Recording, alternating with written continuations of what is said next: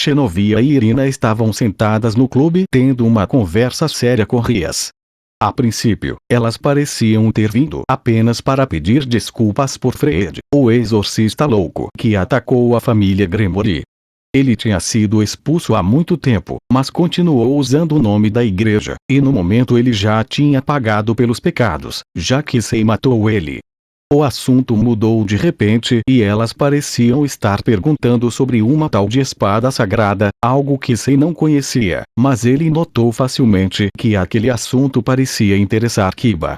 Na verdade, ele parecia um pouco aflito e nervoso, e encarando as duas armas que Xenovia e Irina tinham consigo, e Sei conseguia escutar ele sussurrando baixo. Excalibur. E Sei levantou uma das sobrancelhas e então a voz de Irina foi escutada.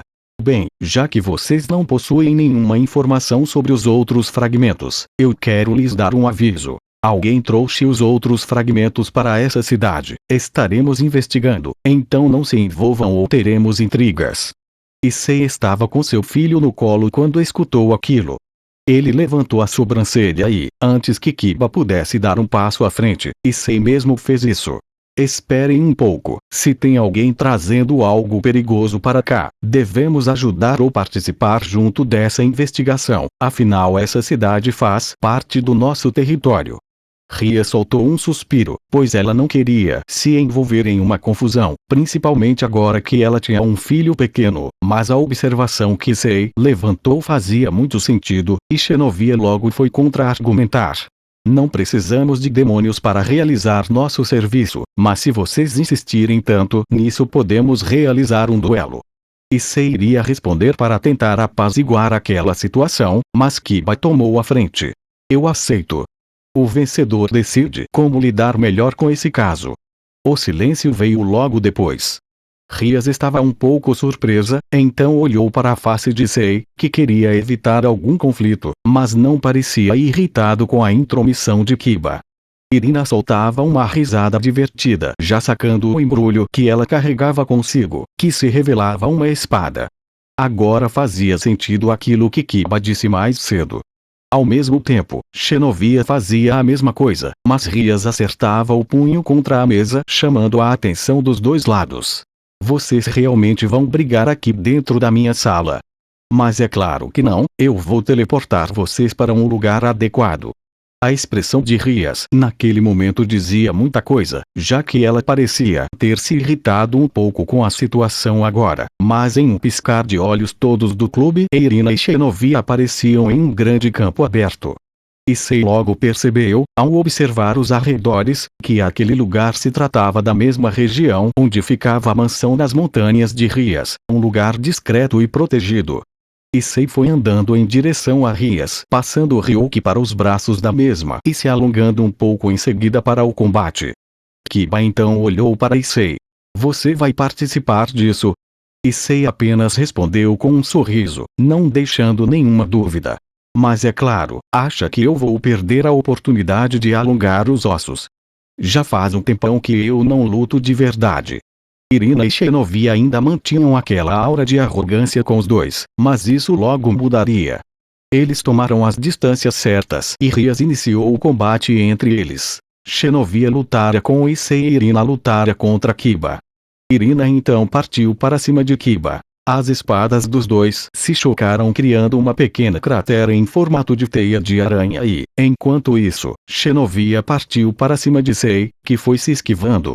E Sei estava levando aquilo mais como um aquecimento do que como uma luta, mas isso mudou rapidamente quando um golpe de Xenovia passou perto demais. Normalmente não acontecia nada, mas um pequeno corte surgiu no rosto de Sei. Aquela espada que Xenovia carregava consigo aparentemente tinha capacidade de machucá-lo. Um brilho verde envolveu o braço de Sei, revelando sua Sacred Gear. Com uma força controlada, Issei deu um soco na direção de Xenovia. A mulher bloqueou o ataque, colocando sua espada na frente, mas a força estrondosa de Issei fez ela ir para trás e bater com força numa árvore. Aquilo havia deslocado o braço de Xenovia, basicamente deixando ela fora de combate e garantindo a vitória de Sei, mas ao mesmo tempo Kiba estava no chão. Irina conseguiu superá-lo com pouco esforço. Os estilos são parecidos, focados em velocidade, porém Irina era claramente mais rápida e estava na vantagem. Presidente, o que faremos? Está empatado, Issei ganhou a luta dele e Kiba perdeu. Rias logo respondeu, mas antes ela entregou Ryuki nos braços de Akeno. Fácil, uma luta entre Issei e Irina pelo desempate. Issei aceitou facilmente e ao mesmo tempo Irina também. Xenovia foi se levantando tentando esconder seu semblante de dor. Ao perceber aquilo, Issei se aproximou. Me desculpa, eu devo ter exagerado um pouco na força. Xenovia foi pega de surpresa, já que Issei assegurou e num movimento rápido colocou seu braço no lugar e em seguida realizou uma pequena magia de cura para aliviar a dor dela, mas logo depois da surpresa foi um claro espanto por parte de Xenovia e Irina também. Afinal, ela tinha sido superada tão fácil e agora escutou que Issei nem estava lutando com tudo contra ela, o que fazia Xenovia engolir seco. Akeno então iria dar início à luta de Issei e Irina e, quando ela começou, Irina fez um movimento inesperado. Ela cravou a espada no chão e levantou as mãos. Eu desisto. Depois de ver sua luta contra Xenovia, eu percebi que não tenho a menor chance. Issei coçou um pouco a cabeça enquanto visualizou que Rias deu um suspiro um pouco aliviado por aquilo ter acabado. Bem, vencemos por 2-1. Eu não tinha a intenção de me envolver nessa situação, mas como meu marido Issei fez questão, colocarei ele e Kiba para trabalharem com vocês e me reportarem tudo. Issei novamente coçou a cabeça, ele não tinha do que reclamar, e quando ele olhou para Kiba que estava sendo curado por Ásia, ele também não parecia ter nenhum problema com isso, porém Issei foi até Kiba. Quando estivermos a sós, eu quero conversar com você. Em seguida Issei se virou para Irina e para Xenovia. Por onde começamos o nosso trabalho? Xenovia soltou um suspiro, mas decidiu responder já que haviam perdido. Na rua principal da cidade, vamos parar lá para comer alguma coisa e aí conversamos melhor. Issei concordou facilmente. Rias e Akeno logo teleportaram todos de volta para o clube, enquanto Irina e Xenovia iam embora para o local do encontro. Kiba ficou esperando Issei, que estava tendo um pequeno momento com Rias e Akeno. Depois de 20 minutos Issei chegou onde Kiba estava e Kiba, ao ver Issei, logo apontou para o rosto dele. Tem 2 marcas de batom no seu rosto. Issei logo se deu conta e limpou com os dedos.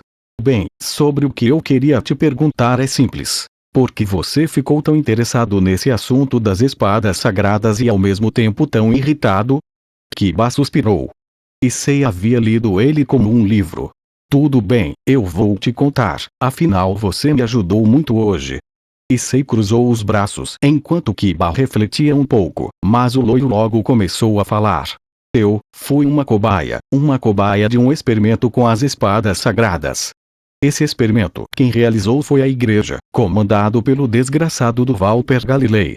O experimento falhou e a solução daquele maldito foi matar todas as cobaias e participantes do experimento. Todos que eu conhecia naquela época e que eu chamei de amigos morreram por culpa dele. Esse também seria o meu destino se a senhorita Rias não tivesse me encontrado naquele dia em meio à neve. Era mais do que óbvia a intenção de Kiba. Ele queria destruir as espadas sagradas e tinha um claro desejo de vingança. Embora Issei entendesse um pouco, ele decidiu mudar um pouco o clima daquela situação. Issei não permitiu que Kiba falasse mais nada. Ele colocou a mão no ombro de Kiba e ofereceu um sorriso. Por que não disse antes? Eu vou te ajudar a superar isso. Kiba se surpreendeu, mas o clima dos dois foi cortado por algo caindo no chão. Issei e Kiba olharam na direção de onde veio o barulho e viram Koneko, que estava escutando tudo entre os dois. Se o senpai Kiba está com tantos problemas, eu também vou ajudá-los. Issei e Kiba se encararam, mas eles não iriam recusar mais ajuda. A cena então cortou um pouco. Kiba, Koneko e Issei estavam pela rua principal da cidade procurando Xenovia e Irina, mas uma cena mais do que inusitada pegou eles de surpresa. Xenovia e Irina estavam paradas em um ponto da rua com suas coisas ali, com um grande fluxo de pessoas passando, pedindo dinheiro. Issei colocou a mão no rosto enquanto Koneko e Kiba estavam sem acreditar. A cena então cortou novamente. Desta vez eles já estavam dentro de um restaurante. Irina e Xenovia estavam devorando a comida como se estivessem famintas há dias, enquanto Issei, Kiba e Koneko apenas observavam. Então um sussurro de Xenovia saiu. Isso é vergonhoso para nós, sendo alimentadas por demônios. Irina logo respondeu Xenovia com outro sussurro. Xenovia, não seja tão rabugenta. Eles estão fazendo uma boa ação e você está reclamando. Issei logo cortou aquele papinho. Vocês sabem que eu estou escutando tudo, né? De qualquer maneira, vamos ignorar intrigas de raças ou de qualquer coisa do tipo. Quais as informações que vocês possuem sobre o que está acontecendo? Xenovia soltou um suspiro e ela mesma decidiu falar. Até agora nós temos as seguintes informações. Um antigo desertor dos exorcistas, conhecido como Fred, está vivo e ajudando Valper Galilei a conduzir mais experimentos, e principalmente reunir todos os fragmentos da espada sagrada para criar uma nova arma poderosa. E não sabemos quem é, mas aparentemente esses dois estão recebendo ajuda de alguns demônios e de um anjo caído poderoso. Issei colocou a mão sobre o queixo ao mesmo tempo que estava com os olhos arregalados. Ele lembrava muito bem que tinha matado Fred. Ele também tinha uma pequena ideia sobre os anjos caídos, visto os primeiros inimigos que ele teve quando chegou nesse planeta há 5 anos. Enquanto Issei estava pensando naquilo, Kiba evidentemente estava irritado com a menção daquele nome de Valper Galilei, apertando um pouco o punho. Bem, como o Fred voltou à vida? Eu quebrei o pescoço dele há 5 anos. Aquela informação pegou as duas exorcistas de surpresa. Elas não sabiam que Fred havia morrido há 5 anos, mas logo Xenovia começou a raciocinar sobre aquilo. Eu já entendi, o Valper provavelmente deve ter realizado mais algum experimento e trazido de volta à vida. Bem, nós duas continuaremos nossas investigações.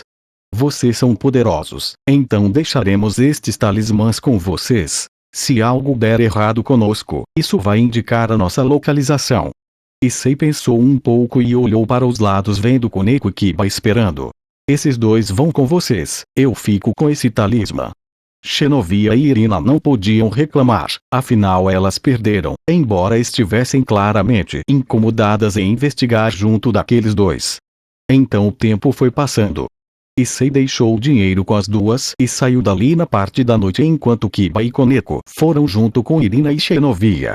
Issei foi saindo dali, mas antes de começar a voar algo chamou sua atenção, como se uma energia oposta à dele estivesse ressoando com o poder dele. Sua luva do dragão vermelho surgiu no braço direito e uma voz grave vindo de lá falou. Parceiro, eu sinto uma energia parecida com a minha, o nosso rival está próximo daqui. Aquele era Draigo, o lendário dragão imperador vermelho. Issei conseguiu se comunicar com ele faz algum tempo e os dois já construíram uma boa relação logo de cara. Issei escutou o aviso de Draigo e começou a olhar os arredores até que ele escutou uma voz. Mesmo me escondendo você foi capaz de me perceber. Mérito do Draigo, mas ainda assim impressionante. Issei olhou para trás. O rapaz de cabelos brancos. Desde que chegou naquele planeta, tirando os guardiões globais, aquela foi a primeira vez que ele encontrou alguém com uma presença tão poderosa. E você, bem, você deve ser o portador do Albion, não é? O rapaz de cabelos brancos soltou uma risada. Exatamente. Meu nome é Valili. Apesar de tudo, eu não vim aqui atrás de uma luta, embora eu não recusasse. Meu mestre, Azazel, o líder dos anjos caídos, quer falar com você. Ter relação com o anjo caído que você tem tido problemas por aqui. Aquilo interessou Issei. Tudo bem.